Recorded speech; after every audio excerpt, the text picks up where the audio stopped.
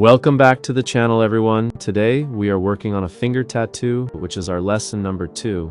If you are learning or just interested in the process, this video is going to give you some very important professional insights. First, let's talk about the machine work. When you are tattooing a finger, you have to be extremely careful with your needle depth. Keep it shallower than you would for an arm or a leg. The skin here is thin, and if you go too deep, it will blow out.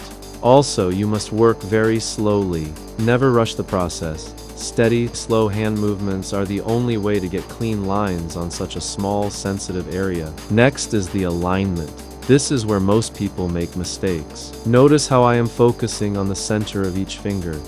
If the letters aren't perfectly centered, or if the spacing is off, the whole design will look mismatched and messy. You need to take your time during the stencil process to ensure everything is perfectly balanced before you even touch the skin.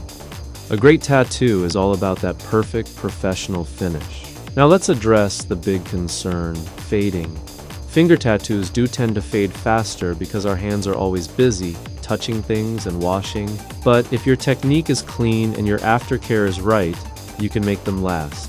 During the tattooing process, I'm using a 9 liner for sharp outlines and a 15 shader for the fill, ensuring the ink sits just right. Lastly, aftercare is mandatory. Even after the tattoo is fully healed, don't let the skin dry out.